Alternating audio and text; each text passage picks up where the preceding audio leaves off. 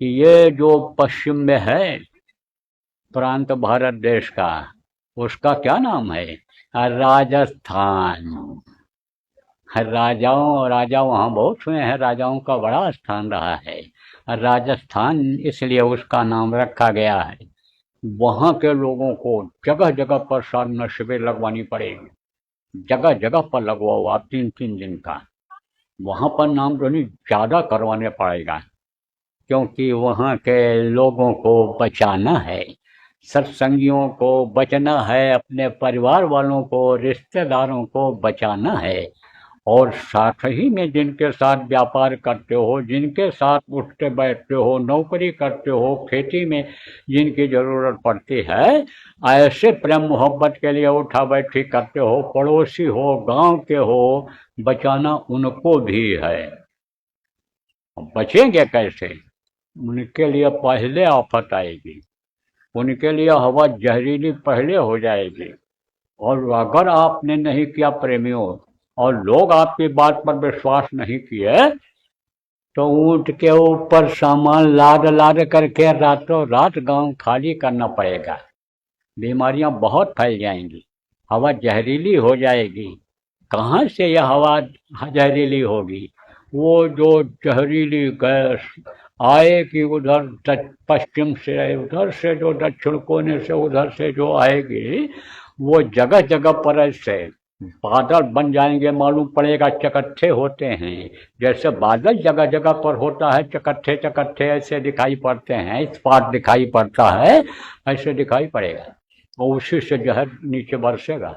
वो नीचे नहीं उतरेगा, लेकिन ऊपर से जो हवा है वो लाएगी। ऊपर से ओस और गर्मी जो ये होती है नीचे लाते हैं, आती है, उससे वो आएगा, फैल जाएगा। वो बहुत मरेंगे, लाशों पे लाशों का होगा नज़ारा। और सुनते तो जाओ संदेश हमारा। ये सबसे पहले राजस्थान में हमको मालूम हो रहा है, महसूस हो रहा है कि वहाँ से होगा, वहीं से शुरुआत होगी। और वो जहरीली हवा कहाँ तक जाएगी? वो जो आंधी आफत आएगा कहाँ तक जाएगा? वो जो मान लो दुश्मनी हो गई पड़ोसी देश से, और कीटाणु बम छोड़ेगा कि कीड़े आएंगे, वो काटेंगे, मरेंगे लोग, बीमारी फैलेगी, वो कहाँ तक जाएगी उसका कोई भरोसा नहीं है, कोई ठिकाना नहीं।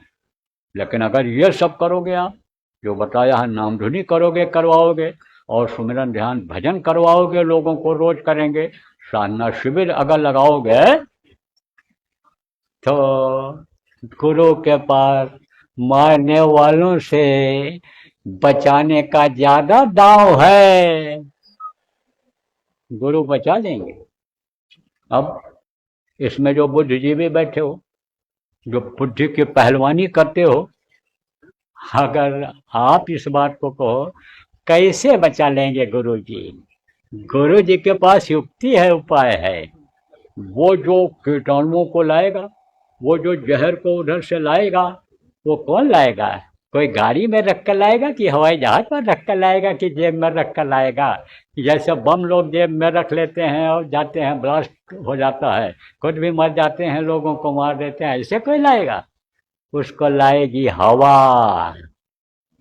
अब हवा अगर तेजी से चली उधर की पश्चिम की हवा, और लाया जल्दी फैलाने लग गई, गुरु पूरब की आंधी चला देंगे, और फिर वो वापस होकर उन्हीं के पास पहुंच जाएगा। जो बुरा चाहता है दूसरे का, वही उसमें फंस जाएगा, अपने ही बनाए हुए जाल में फंस जाएगा। तो गुरु को के पास बचाने का बहुत ही समझो कि बड़ा दांव है। ऐसे प्रेमियों बचाते रहेंगे। बहुत से लोगों को अनुभव, पुराने लोगों को है, कि जब देख लिया बचत का कोई उपाय नहीं है, और गुरु को याद किया, तो गुरु ने बचा लिया। लेकिन गुरु पर विश्वास होना चाहिए। शर्मत ने देखो, दूसरे का हाथ पकड़ा, किसी का हाथ नहीं पकड़ा, और गुरु का हाथ जब देखा कि गुरु का हाथ दिखाई पड़ रहा है, हाथ तो पकड़ लिया था। जब उसकी जहाज डूबने लगी थी समुद्र में, आपको सुनाया गया है दृष्टांत। आज सुनाने का समय नहीं है, तो आप लोग अपनी मीटिंगें करो, और राजस्थान के जो थोड़े लोग भी आए हो, वो भी बैठ करके मीटिंग करो। उसके बाद जाओ तब वहाँ मीटिंग करो आप। और फिर ऑनलाइन और ये सब भी होता है, आप उस तरह से आप करो और जल्दी से जल्दी ये शुरुआत कर दो। मैं भी इस काम में लगूंगा, इसीलिए मैं तो सोच रहा हूँ कि पहले अपना दौरा राजस्थान से ही यहाँ के जाने के बाद बना लूँ, लेकिन अभी तो ये निश्चित नहीं है। अभी तो यह कार्यक्रम समाप्त हो जाए और यहाँ का जो जरूरी काम है वो निपट जाए, तब कार्यक्रम बनाऊंगा। लेकिन उसके पहले शुरुआत हो जाए आपका ये नामधुनी का। और समझो जहाँ साधना शिविर नहीं लग सकती है, वहाँ नामधुनी का हो जाए। कोशिश ये करो गांव गांव में नामधुनी होने लग जाए, इस तरह से कोशिश करो। या आप चालू करा दो उधर राजस्थान में, शुरू करो उधर से। कहाँ से?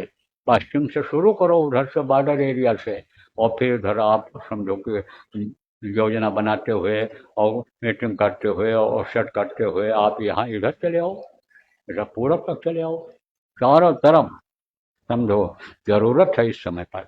अब आप ये सोचो कि हम तो उधर असम में रहते हैं, मेघालय में रहते हैं, जब ये कीड़े वहाँ पहुँचेंगे तब तभी हो पाएगा। जब यह हवा जहरीली हो जाएगी तभी तो हम मरेंगे। अरे किधर से आ जाए कोई भरोसा है? कहाँ की हवा जहरीली हो जाए? हवा कैसे जहरीली होती है? विष कैसे फैलता है? ये जो बम गिर रहे हैं, ये जो धड़ाधड़ धमाका हो रहा है, ये जो धरती फट रही है और उससे वो ज्वाला निकल रही है, उससे होता है ये। जैसे आप ये समझो धुआं यहाँ सब फैल जाता है, नाक में भर जाता है, दिल्ली में जैसे लॉकडाउन लग जाता है, वो आप समझो कि ग्रैब क्या कहते हैं उसको, वो लग जाता है। कोई निर्माण नहीं हो सकता, कोई गाड़ी इसमें डीजल वाली नहीं आ सकती, नहीं चल सकती है। ऐसे ऐसे हो जाता है, ऐसे ही दूषित हवा हो जाती है। कोर्ट को निर्णय लेना पड़ा कि इसका उपाय निकालो आप। तो अब आप ये समझो कि जीना मुश्किल हो जाएगा। तो चारों तरफ यानी इसकी जरूरत है, विदेशों में भी ज्यादा जरूरत है। विदेश के लोग जो यहाँ पर आए हो, आप लोग भी अपनी मीटिंग करो, गोष्ठी करो, और आप अपनी योजना बनाओ और लागू करो।